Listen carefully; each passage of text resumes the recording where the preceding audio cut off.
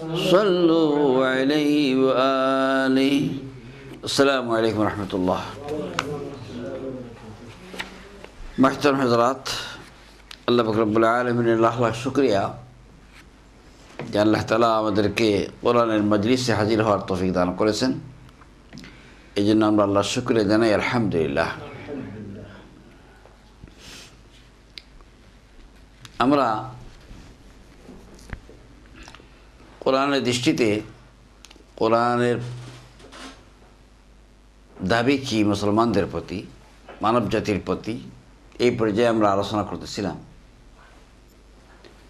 আমরা একটা দাবি সম্পর্কে আলোচনা করেছি, সেটা হচ্ছে কোরআনের প্রতি ঈমান আনতে হবে। আল্লাহর ডাক হচ্ছে সাধারণভাবে সারা দুনিয়ার মানুষকে, বিশেষ করে মুসলমানদেরকে আল্লাহ তাআলা বলতেছেন, তোমরা এই কোরআনের প্রতি পরিপূর্ণভাবে কী করো? ঈমান আনো।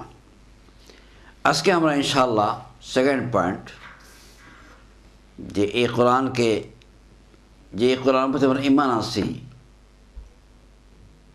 এই কোরআনকে পড়তে হবে আমাদেরকে। এই কোরআনকে কী করতে হবে? সবাই পড়েন, বলেন। পড়তে হবে, পড়তে হবে। পড়া যেটা আমরা তো পড়ছি আলহামদুলিল্লাহ, ছোটোবেলা অনেকে পড়ছি, কিন্তু আবার নতুনভাবে চিন্তা করতে হবে, নতুনভাবে পড়তে হবে, পড়ার ফিকির করতে হবে, চিন্তা করতে হবে। এসে আজকে আমাদের ফার্স্ট পয়েন্ট হচ্ছে এটা। আর সেকেন্ড পয়েন্ট আমরা আজকে আলোচনা করব যে কোরআনকে বুঝতে হবে। আচ্ছা, আল্লাহ পাক রব্বুল আলামিন এই দুনিয়া মানুষের জন্য সৃষ্টি করেছেন। আসমান, জমিন, চন্দ্র, সূর্য, গ্রহ, নক্ষত্র, যত কিছু আছে, গাছপালা, পশু পক্ষী, এগুলো সব কার জন্য? মানুষের জন্য আল্লাহ তাআলা সৃষ্টি করেছেন। মানুষকে আল্লাহ তাআলা আল্লাহর জন্য সৃষ্টি করেছেন। মানুষকে কার জন্য সৃষ্টি করেছেন? আল্লাহ তাআলা নিজের জন্য। এই মানুষের দেখবেন আপনি, মানুষের সৃষ্টির ভিতরে দুইটি উপাদান। একটা হচ্ছে মানুষের শরীর, বডি, আর একটা হচ্ছে মানুষের রূহ। এই দুই জিনিসের নাম, দুই জিনিসে মিলিয়ে কী হয়? মানুষ হয়েছে। এতে কোনো একটা যদি আপনি সরাই ফেলেন, তা মানুষ আর মানুষ থাকবে না, এটা মুর্দা, লাশ হয়ে যাবে। রূহ যদি চলে যায় তাহলে এটা লাশ হয়ে যাবে। তো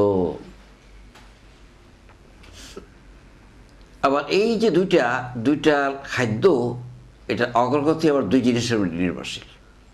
মানুষের বডি যেটা, শরীর যেটা, এটা খাইতে হয় এটাকে বাঁচাবার জন্য, এবং এটাকে দিন দিন উন্নতির দিকে নিয়ে যাওয়ার জন্য, জিন্দা রাখার জন্য কী করতে হয়? খাইতে হয়। আর এই বডির জন্য খাদ্য যা কিছু আল্লাহ তাআলা তৈরি করেছেন, যেহেতু বডি তৈরি করা হয়েছে মাটির থেকে, এই কারণে বডির সমস্ত খাদ্যগুলোও মাটি থেকে তৈরি। সেটা চাউল হোক, গম হোক, জব হোক, যা কিছু হোক, তরি তরকারি, যত কিছু, এই সব কিছু আসমানে হয় নাকি? কোথায় হয়? মাটিতে হয়। মাটি থেকে তার খাদ্য হয়। এখন ব্যক্তি তিনি যত বড়ই হন, যত বড় বুজুর্গ হন, দুনিয়ার যত বড় ব্যক্তিত্ব হন না কেন, তিনি যদি খাওয়া দাওয়া না করেন তাহলে কী হবেন? মারা যাবেন, টিকতে পারবেন না তিনি। হয়তো 15 দিন কি শ্বাস মধ্যে থাকা মুশকিল, মাস, মারা যাবেন। তো তার এই বডিকে বাঁচিয়ে রাখা ডিপেন্ড করতেছে মাটির থেকে তৈরি যে সমস্ত উপাদান, এগুলা খাওয়ার পর। এবার তো হলো রূহ। মানুষকে তৈরি দুই উপাদান, দ্বিতীয় উপাদান কি? রূহ। এই রূহ যেটা, এটারও খাদ্য রয়েছে। এটা খাদ্য কি? এটা না, এই ধান, চাউল, গম, জব, রুটি, এগুলো রূহের খাদ্য না। রূহের খাদ্য হচ্ছে, রূহটা হচ্ছে আসলে আসমান জাতি, আসমান থেকে, এটা আসমানের সাথে সম্পর্ক। এটা আসছে কার কাছ থেকে? আল্লাহ তরফ থেকে আসছে এটা। আর আল্লাহ সম্পর্কে আমাদের ধ্যান, চিন্তা, ধারণা সব উপরের দিক থেকে। তো আল্লাহর কাছ থেকে যে রূহ আসছে, এই রূহকে জিন্দা রাখতে হলে, এই রূহকে উন্নতির দিকে নিয়ে যেতে হলে, আপনি খাদ্যটা দরকার কি? আসমানি খাদ্যের প্রয়োজন। খোরাকটা কোথাকার হওয়া দরকার? আসমানি হওয়া দরকার। আর আসমানি খোরাকের নাম কি? কোরআন। আসমানি খোরাকের নাম কি? কোরআন। তো এই কোরআনকে আপনি যদি স্টাডি না করেন, তো আপনার যে রুহ যেটা আছে মারা হবে, ব্যায়াম হবে, অসুস্থ হবে, আস্তে আস্তে এটা কী হবে, একদিন শেষ হয়ে যাবে। এটা তো আমরা এখানে যেটা বুঝতে পারবেন যে আমাদের রুর অবস্থাটা কী। আমাদের রুর অবস্থা তো আমরা জানি না, আমরা চিন্তা করি না রুর অবস্থাটা কী, কিন্তু আমাদের রু চিৎকার দিতেছে, সে মুসিবতের মধ্যে টেকছে এই আমাদের যে পিঞ্জরা ভিতরে ঢুকিয়া। এই কারণে আল্লাহ পাক রব্বুল আলামিন মুহাম্মদ রাসূলুল্লাহ সাল্লাল্লাহু আলাইহি সাল্লাম দুনিয়ার সর্বশ্রেষ্ঠ মানুষ, দুনিয়ার সর্বশ্রেষ্ঠ নবী রাসূল, সেই নবীকে আল্লাহ তাআলা হুকুম দিচ্ছেন, উতলু মা উহিয়া ইলাইকা মিনাল কিতাবি রাব্বিক, বনী ইসরাঈল আয়াত নম্বর 29। আল্লাহ বলতেছে, হে নবী, আমি আমার কিতাব থেকে যা কিছু তোমার প্রতি ওহী করেছি এটাকে তুমি কী করো, তিলাওয়াত করো। আমার কিতাব থেকে যা কিছু তোমার প্রতি কী করেছি, ওহী করেছি, এটা কী করো, তুমি তিলাওয়াত করো। আর জায়গাতে, দুই জায়গাতে বলছেন, সেটা হচ্ছে আল আনকাবুতের 45 নম্বর আয়াতে, সেম উতলু মা উহিয়া ইলাইকা মিনাল কিতাবি ওয়া আকিমিস সালাহ, এই কিতাব থেকে যা কিছু তোমার ওহী করা হয়েছে এটা তিলাওয়াত করো আর নামাজ কায়েম করো। এর একটু বাড়িয়ে দেওয়া হয়েছে। তো এই দুই জায়গাতে ডাইরেক্ট মুহাম্মদ রাসূলুল্লাহ সাল্লাল্লাহু আলাইহি সাল্লামকে আল্লাহ নির্দেশ দিচ্ছেন। তাহলে কী বোঝা গেল যে রসুলের মতো মহাপুরুষ, রসুলের মধ্যে মহামানুষ হওয়ার পরেও তার কী করা প্রয়োজন, কোরআন মাজিদ তিলাওয়াত করা প্রয়োজন। আর রসুলের মাধ্যমে এই নির্দেশ আমাদেরকে দেওয়া হয়েছে। এটা কেবল রসুলকে দেওয়া হয় নাই, বলে রসুলের মাধ্যমে দুনিয়ার যত মানুষ, দুনিয়ার যত মুসলমান সবাইকে আল্লাহ তাআলা নির্দেশ দিতে, তোমরা কী করো, কোরআন মাজিদ তিলাওয়াত করো, কোরআন মাজিদ তিলাওয়াত করো।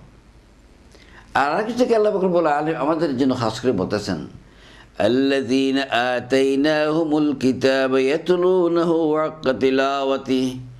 আল্লাহ বলতেছেন, আমি যাদেরকে কিতাব দান করেছি, আমি যাদেরকে কী দান করেছি, কিতাব দান করেছি, ইয়াতলুনাহু হাক্কা তিলাওয়াতিহি, তারা সেই কিতাবকে তার হক আদায় করে তিলাওয়াত করে। ইয়াতলুনাহু, তারা তিলাওয়াত করে, হাক্কা তিলাওয়াতিহি, তিলাওয়াতে কি আদায় করে, হক আদায় করে। উলাইকা ইউমিনুনা বিহি, আল্লাহ বলতেছে এরাই সত্যিকার ইমানদার। যারা কোরআনকে তিলাওয়াত করে, হক আদায় করে, তারা কি সত্যিকার ইমানদার। ওয়া মান ইয়াকফুর বিহি ফাউলাইকা হুমুল খাসিরুন, আর যারা এটাকে অস্বীকার করে, তিলাওয়াত করে না, তারা ক্ষতিগ্রস্ত। তারা কি ক্ষতিগ্রস্ত, ধ্বংসপ্রাপ্ত। এই ফতোয়া কার তরফ থেকে, আল্লাহর তরফ থেকে ঘোষণা। ওয়াসাল্লাল্লাহু আলা সাইয়্যিদিনা ওয়া মাওলানা মুহাম্মদ ওয়া আলা আলিহি ওয়া আসহাবিহি ওয়া সাল্লাম। সাল্লাল্লাহু আলা সাইয়্যিদিনা ওয়া মাওলানা মুহাম্মদ ওয়া আলা আলিহি ওয়া আসহাবিহি ওয়া সাল্লাম। তাহলে আমরা এই যে তিন আয়াতের মধ্যে আমরা পরিষ্কার পেলাম, আমরা প্রত্যেকের জন্য কী করা প্রয়োজন, কোরআন মাজিদ তিলাওয়াত করা প্রয়োজন। সাহাবে কেরামের জমানায় এই যে কোরআন মাজিদ যেটা আল্লাহর তরফ থেকে নাজিল হয়েছে, এটা হুজুরের জমানায় সাহাবে কেরামদের সামনে। তো এই কোরআন মাজিদ নাজিল হওয়ার পরে সাহাবে কেরামদের আমল ছিল, তারা খুব তিলাওয়াত করতেন। কীভাবে তিলাওয়াত করতেন? এই গত তারিখে আমি আপনাদের জিজ্ঞাসা করলাম, গর্ভবর্তী মানুষ 2-1 ছাড়া কেউ একটা কোরআন শরীফ খতম করতে পারছেন, এটা খবর আসলো না কোন মাসে, রমজান শরীফে। এটা দুঃখজনক আমাদের জন্য, এটা আমাদের জন্য কি, এটা দুঃখজনক। তা বুঝা গেল কোরআন শরীফের সাথে আমাদের সম্পর্ক নাই। সাহাবে কেরামদের আমল যেটা ছিল, কোরআন মাজিদ তিলাওয়াতের ব্যাপারে তারা 3 শ্রেণীতে বিভক্ত। কয় শ্রেণীতে? 3 শ্রেণীতে। এক শ্রেণী সাহাবে কেরাম ছিলেন, তারা বেশি সময় লাগাইতেন, মানে কোরআন মাজিদ খতম করতে তারা বেশি সময় লাগাইতেন। সেই বেশি কত সময়? 1 মাস। আর মাস হয় কত দিনে? 30 দিনে। এই কারণে কোরআন মাজিদ কয় পারা? 30 পারা। 30 পারা এই জন্য সাজানো হয়েছে যে 30 দিনে এক দিনে 1 পারা, একই দিনে 1 পারা, 30 পারা। এরা এক শ্রেণী। আরেক শ্রেণী ছিলেন তারা, এরা হচ্ছে মধ্যমপন্থী, এরা মেজরিটি ছিলেন এবং এরা সত্যিকার সাহাবে কেরামদের ভিতরে অগ্রসর ছিলেন। তারা সপ্তাহে এক খতম করতেন। তারা কি করতেন? সপ্তাহে এক খতম করতেন। আর তৃতীয় আরেক শ্রেণী ছিলেন যারা চাইতেন খুব তাড়াতাড়ি করার জন্য। আল্লাহ রাসূল সাল্লাল্লাহু আলাইহি ওয়াসাল্লামের কাছে তারা বলছেন, ইয়া রাসূলুল্লাহ, আমাদেরকে ইজাজত দেন, আমরা যাতে তাড়াতাড়ি খতম করতে পারি। তো তারা বলছেন কতদিন করে বলতে বলতে শেষ পর্যন্ত রাসূল বলছেন যে 3 দিনের কমে তোমাদেরকে পারমিশন দিচ্ছি না আমি। তারা চাইছে আরও কমে। না না, 3 দিনের কমে যদি পড়ো তোমরা তাহলে কিছুই বুঝবে না তোমরা। তাহলে আমরা কী বললাম? সাহাবায়ে কেরামের আমল কি কয় ধরনের ছিল? 3 ধরনের।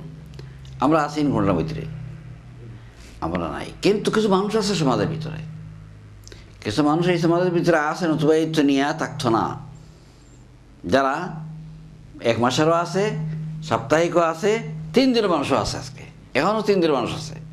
সবার মানুষ চিন্তা করে আপনি, হয়তো সংখ্যায় কোটির ভিতরে হয়তো 1-2 হইতে পারে, কিন্তু আছে মানুষ। তো আমাকে এটা, এই যে তাফসীর আমরা শুনতেছি, কি জন্য শুনতেছি? আমল করার জন্য। আমরা আমল করার জন্য শুনতেছি। আমি ঠিক করতে হবে, রুটিন বানাইতে হবে। এটা চিন্তা করা প্রয়োজন যে আমাকে যে আল্লাহ তাআলা 24টা ঘন্টা দান করেছেন, সপ্তাহ 7 দিন দান করেছেন, মাসে 30 দিন দান করেছেন, আমি আল্লাহর কোরআনকে পড়ার জন্য কতটুকু সময় ব্যয় করব, এটা আমাকে কি করতে হবে? চিন্তা করে ঠিক করতে হবে। চিন্তা দাওয়াত আপনাদের আমি দিলাম। এরপর আসুন, এই যে তেলাওয়াত, তেলাওয়াত কীভাবে করতে হবে? আল্লাহ তাআলা এই আয়াতের মধ্যে বলে দিয়েছে কি ইয়াতলুনাহু হাক্কা তিলাওয়াতি। এটা তিলাওয়াত হতে হবে কীরকম? হক আদায় করে। হক কীরকম আদায় হবে? হক আদায়ের জন্য 1 নম্বর হচ্ছে বিশুদ্ধ তিলাওয়াত করবেন, তাজউইদের সহিত। কিসের সহিত? তাজউইদের সহিত। এই তাজউইদের কথাটা আমি যেটা বললাম, এটা আমাদের অনেক লোকের তাজউইদ হওয়ার কি জিনিস, এটা আর কি। তো আমাদের অবস্থাটা কি? আমাদের কোন তাজউইদ নাই।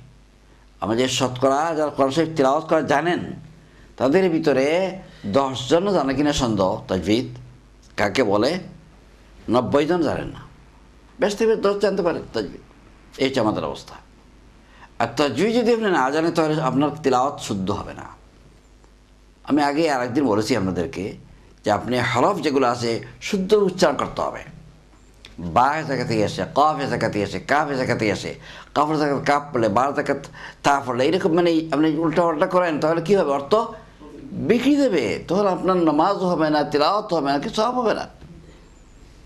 আমি এক্সাম্পল দিয়েছি, আপনাদেরকে বুঝাইছিলাম যে কুল হুয়াল্লাহু আহাদ এর অর্থ কি?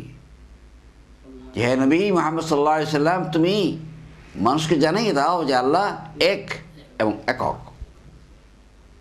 এবার যদি আপনি কুল বলার পরিবর্তে যদি বলেন কুল হুয়াল্লাহু আহাদ, অনেক লোক বলে এটা, তাহলে তার অর্থ হচ্ছে এটা যে আল্লাহ এক, তুমি খেয়ে নাও। তো কি এটা অর্থ হলো? এটা বিকৃত হইল না অর্থ? এভাবে আপনারা চিন্তা করে পাইবেন যে এটা বিক্রি হচ্ছে। তো এই জন্য আমাদের চিন্তা করা দরকার। এই জন্য আমি মনে করি যত জায়গায় মসজিদ আছে, সেন্টার আছে, জায়গা আছে, সুযোগ আছে, এখানে আবার আমাদের চিন্তা করা দরকার। পড়াশোনার প্রয়োজন। পড়াশোনার কোনো বয়স নেই। পড়াশোনা কোনো বয়স আছে নিজে এই বয়সে পড়া যাবে না। আর স্পেশাল কোরআন শরীফ, সাহাবায়ে কেরাম তারা তো খুব কমই ছোটো বাচ্চা ছিলেন। এরা সবাই বয়স্ক ছিলেন, বালিগ ছিলেন, সাবালক ছিলেন, বয়স্ক লোক ছিলেন। 30 বছর, 40 বছরে, 50 বছরের লোক ছিলেন। তারা সবাই কোরআন বড় হার পর পড়েছেন। সুতরাং আপনাকে আমাকে প্রত্যেকে কোরআন থেকে শুদ্ধ করে পড়ার জন্য আবার তাকে কী করতে হবে? চিন্তা করতে হবে, চেষ্টা করতে হবে। 2 নম্বর যেটা তেলাওয়াত হক আদায় করে পড়ার জন্য 2 নম্বর যেটা প্রয়োজন, সেটা হচ্ছে সুন্দর আওয়াজ দিয়ে কোরআন মাজিদ তেলাওয়াত করতে হবে।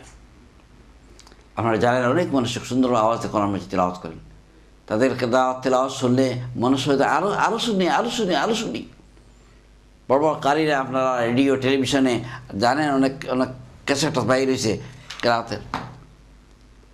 বিশেষত মিশরে যারা কোরআ, তারা এই ব্যাপারে এক্সপার্ট। তারা তো হোক আর না হোক, আপনাকে চেষ্টা করতে হবে সবসময় যে কোরআন যদি আমার কী হয়, আমার তরফ থেকে একটা সুন্দর তিলাওয়াত হয়। কারণ হুজুর আকরাম সাল্লাল্লাহু আলাইহি ওয়াসাল্লাম বলেছেন, যাইনুল কোরআন বি আসওয়াতিকুম, তোমরা তোমাদের আওয়াজের মাধ্যমে কোরআনের সৌন্দর্যকে বাড়াও। তোমরা তোমাদের আওয়াজের মাধ্যমে আওয়াজের ভিতরে সৌন্দর্য দান করেছেন আল্লাহ তাআলা। তো আল্লাহ রসুল বলতেছেন যে তোমরা এই আওয়াজের মাধ্যমে তোমাদের এই কোরআনের সৌন্দর্য তোমরা বৃদ্ধি করো। আর হাদিসের উপর কঠোর কথা বলেছেন যে মাল্লাম ইয়াতাগান্না বিল কোরআন ফালাইসা মিন্না, যে ব্যক্তি সুন্দর করে তিলাওয়াত করার জন্য চেষ্টা করে না সে আমার উম্মত নয়। কে বলতেছেন এটা? মুহাম্মদ রাসূলুল্লাহ সাল্লাল্লাহু আলাইহি ওয়াসাল্লাম। তো আপনি আমি মুসলমান হয়েছি কার উম্মত হওয়ার জন্য? কার উম্মত আমরা? মুহাম্মদ সাল্লাল্লাহু আলাইহি ওয়াসাল্লাম। হুজুর বলতেছেন না, যারা কোরআন সুন্দর করে পড়ে না, কোরআন কদর যার কাছে নাই সে কি না, সে আমার উম্মত না। কোরআন কদর আমাদের মধ্যে নাই, আছে নাই। যে থাকতো তাই মসজিদের এই অবস্থা হইতো না, এই লোকসংখ্যা হইতো না। অনেক সময় আমরা লোকেরা মনে করি যে আমরা দায়ী, আপনারা কেবল একা দায়ী না, আমরা উলামা কেরামরা দায়ী, ইমামরা দায়ী। এই যে আমরা অনেক সময় নফল নামাজ পড়ি, দোয়া করি, ফরজ মসজিদের ফাংশন হচ্ছে ফরজ নামাজ। আর যদি সুযোগ সুবিধা থাকে সুন্নত পড়তে পারেন, নফলের জায়গা মোটেই মসজিদ না। নফলের বাড়ি কোথায়? আপনার বাসা। নফল পড়বেন আপনি আপনার বাসাতে গিয়া, মসজিদে এসে নফল পড়িয়া আপনি সবাই যদি তাকে সুযোগ থাকার পড়ার কোনো অসুবিধা নেই। কিন্তু যদি কোনো ফাংশন থাকে, কোনো তাফসীর থাকে, কোনো মাহফিল থাকে, কোনো মিটিং থাকে মসজিদ ইসলাম সম্পর্কে, তাহলে সেখানে আপনি প্রোগ্রামের ক্ষতি করিয়া নফল পড়া এটা ঠিক না। এটি আমার লক্ষ্য রাখা তো, কিন্তু আমাদের তো খবর নেই, আমাদের কোনো খবরই নেই যে এখানে একটা প্রোগ্রাম হবে একটু পরে, ওই জন্য আজকে আমাদের নফল আমার ঘরে গিয়ে পড়লে হবে না। সব সুন্নত নফল সব শেষ করতে হবে। না নফল চিনি আমরা, না ফরজ চিনি, না সুন্নত চিনি, আমাদের তো অবস্থাই। তো আল্লাহ পাক রব্বুল আলামিন আমাদেরকে ইলম দান করুক আর আমল করার তৌফিক দান করুক। তো 2 নম্বর পয়েন্ট কি? 1 নম্বর হচ্ছে তাজবিদ, পড়া, তাজবিদের সহিত পড়া। আর 2 নম্বর সুন্দর আওয়াজ দিয়ে পড়া, সুন্দর আওয়াজ দিয়ে পড়া। 3 নম্বর হচ্ছে এটা যে আদবের সহিত কোরআন পড়তে হবে। কি দিয়া? আদবের সহিত। অজু করে বসবেন, কিবলামুখী হবেন, আউযুবিল্লাহ পড়বেন, বিসমিল্লাহ পড়বেন, অত্যন্ত মহব্বতের সহিত পড়বেন যে আমি আল্লাহর কালাম নিয়ে পড়তেছি। এই যে কোরআন যেটা এই বসতে পড়ার জন্য কার কালাম? আল্লাহর কালাম। যতটুকু আল্লাহ আপনাকে তৌফিক দান করেছে, যতটুকু সময় আছে আপনি কোরআন তিলাওয়াত করবেন। 4 নম্বর হচ্ছে যে আপনাকে স্থিরভাবে কোরআন তিলাওয়াত করতে হবে। আপনার এই টিচারের কোনো দরকার নাই যে আমি 1 পারা পড়বো, 3 পারা পড়বো, 4 পারা পড়বো। সময় যতটুকু আছে এর ভিতরে আপনি স্থিরভাবে তিলাওয়াত করবেন। কারণ আল্লাহ তাআলা বলেছে ওয়ারাত্তিলিল কুরআনা তারতিলা, তোমরা কোরআন মাজিদ তিলাওয়াত করো স্থিরভাবে, স্পষ্ট করি হরফগুলা, শব্দগুলা পরিষ্কার পরিচ্ছন্ন করে পড়ো।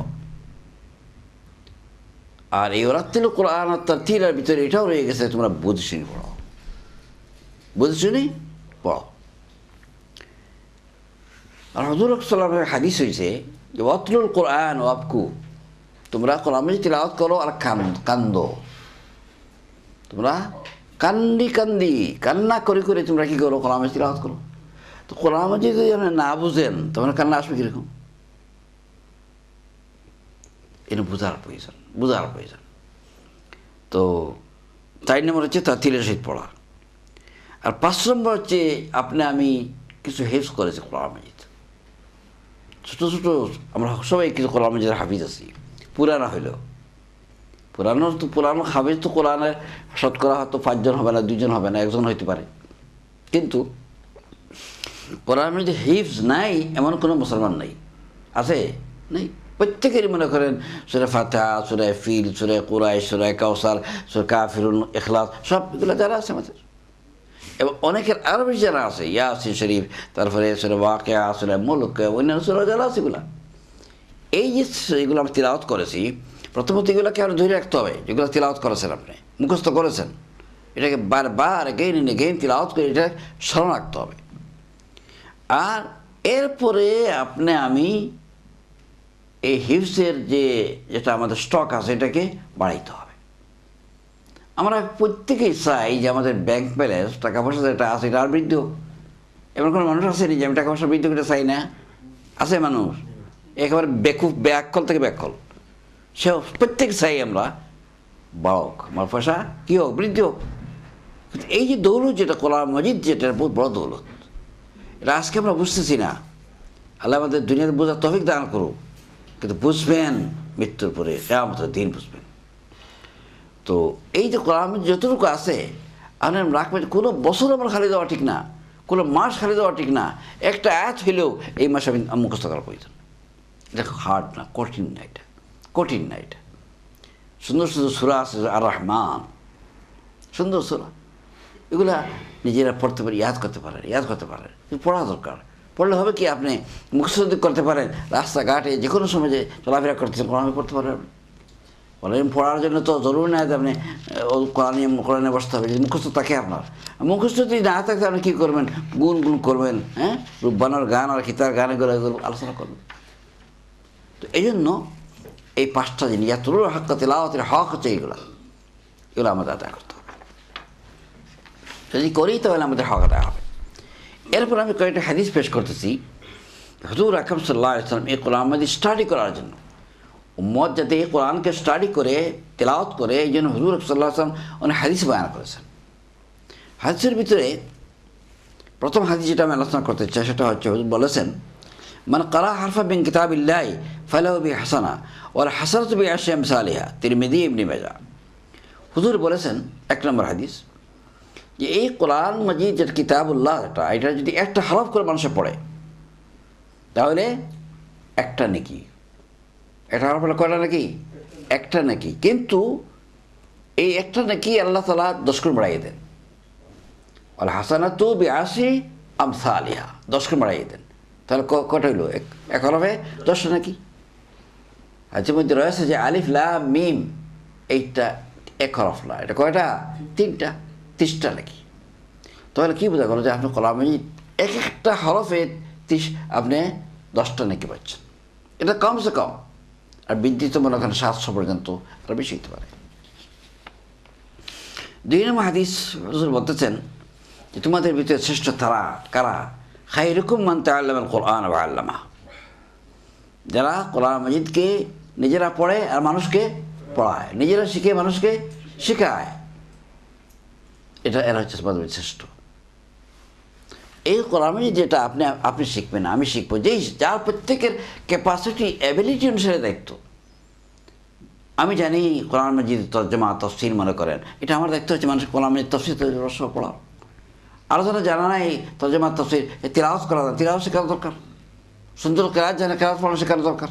মানে যার যতটুকু ক্যাপাসিটি আছে, আমি এই 2টার ভিতরে লিপ্ত থাকা দরকার। নিজে পড়া এবং অন্যকে পড়াইতে সাহায্য করা দরকার। কিন্তু আমরা এগুলো বন্ধ করে দিয়েছি। বন্ধ করে দেওয়ার কারণেই আজকে আমাদের সমস্যা। আজকে পড়াইতে কী লাগে? পয়সা লাগে। বন্ধ করে দেওয়ার কারণে পয়সা লাগে কিনা বলেন? নতুবা আপনার ছেলে মেয়েকে পড়াইতে তো আপনি তো পারেন। আপনার বিবিকে জানা দরকার, আপনি জানা দরকার। আমি আপনার জানা থাকলেই তো গলার ভিতরে বাচ্চাকে পড়াইতে পারেন। আর আপনি যদি না জানেন তাহলে তো আপনার টিউশনি উস্তাদ রাখতে হবে, তাহলে কত সমস্যা আছে, কিন্তু আমি যাচ্ছি না এটা। আচ্ছা, তো এই হাদিস যে আপনার বুখারী শরীফের হাদিস। এরপরে আরেক হাদিস 3 নম্বর, সেটা হুজুর বলতেছেন সাল্লাল্লাহু আলাইহি ওয়াসাল্লাম, যে মান ক্বারাআল কুরআন ওয়া আমিলা বিহি বিমা ফিহি, যে ব্যক্তি কোরআন মাজিদ পড়ে আর আমল করে, কোরআন মাজিদে যা কিছু আছে এটা কী করে? আমল করে। উলবিসা ওয়ালিদাহু তাজান ইয়াউমাল কিয়ামা, যে কোরআন পড়ে আর আমল করে, কোরআন অনুসারে আমল করে, তাহলে কি বোঝা গেল? কোরআনকে বুঝতে হবে। এই বোঝা কার পক্ষে সম্ভব? আলিম হইতে হবে। তো এইরকম যদি আলিম হয়, তা আল্লাহ, রাসূল সাল্লাল্লাহু আলাইহি ওয়াসাল্লাম বলতেছেন যে ওই ব্যক্তির মাতা পিতাকে আল্লাহ তাআলা একটা তাজ পরাবেন। কি পরাবেন? একটা তাজ, মুকুট। আর সেই তাজটা এই দুনিয়া যে সূর্য, এর থেকে আরো বেশি আপনার এই আলোকিত, চমকদার হবে। হুজুর বলতেছেন, ফামা যান্নুকুম বিল্লাযী আমিলা বিহাযা,